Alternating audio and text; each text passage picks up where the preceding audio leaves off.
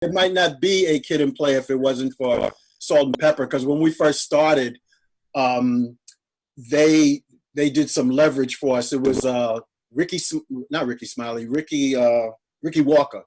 I think that's his last name. Yeah, did the first tour we was on, which was called the Slammin' '88 tour, co-headlined by Keith Sweat and Salt-N-Pepa, and part of the deal for them to do that tour was for Kid and Play to be the opening act for your seating pleasure.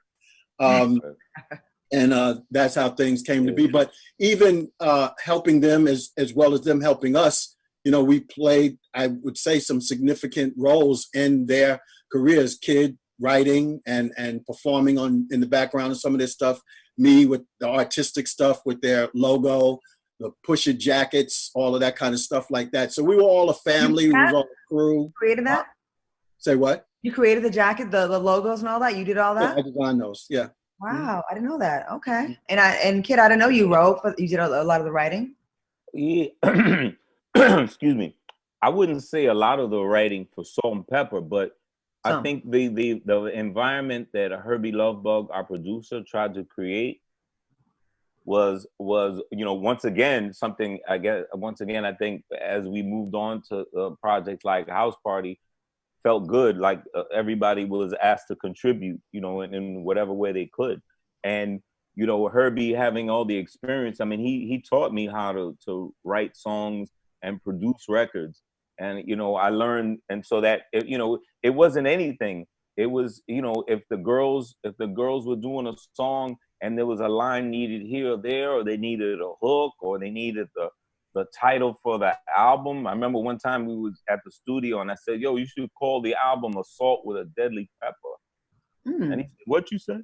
I said, I was probably lit off of, you know, Bud Ice. But I was like, yo, you should call it Assault with a Deadly Pepper. Even if you hear the song, Let's Talk About Sex, and you hear the chorus, Let's Talk About Sex, and you hear the scatting, like someone scatting in the background, that's him, you know? So yeah. Can I ask you how about I never knew that? I never knew that. But that was just, I'm sorry to cut you off, but to Play's point, that was the environment, and anything like creative wise, like you said, I mean, the Salt-N-Pepa logo, the money created that logo. Like, wow. Then with the jacket, they had to make those first couple of jackets. They had to make them joints, you know, by hand, and those jackets, you know, the whole world saw. But it wasn't no thing. It was like, yo, everybody pitch in, right? Well, it was a happy situation. Like I said, no one sat down and took notes and said, I said this line, I created this, I did that. It was always just this think tank at times of things going on, a lot of laughter, a lot of clowning around, a lot of pranking. You know, Kid and I have experienced a lot of historic moments. The first tour NWA did was with Kid and Play. In regards to the record Push It, I was with Herbie when we first heard Throw the D, and he couldn't believe how crazy the crowd was going over that song.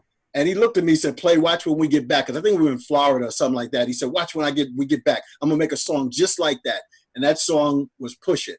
And it was interesting because when it was time to do the music video, I had to pretty much live at Dapper Dan's and spend the night there. It was like 72 hours.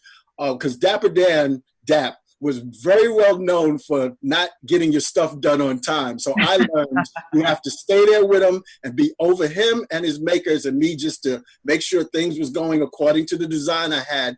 And as soon as they was done, I had to hop on a plane with that big logo. I hand painted that in my apartment at the time that's behind them in the music video, and had to rush to get on a plane at the 11th hour, give them their jackets, put up that mural, and the rest is history.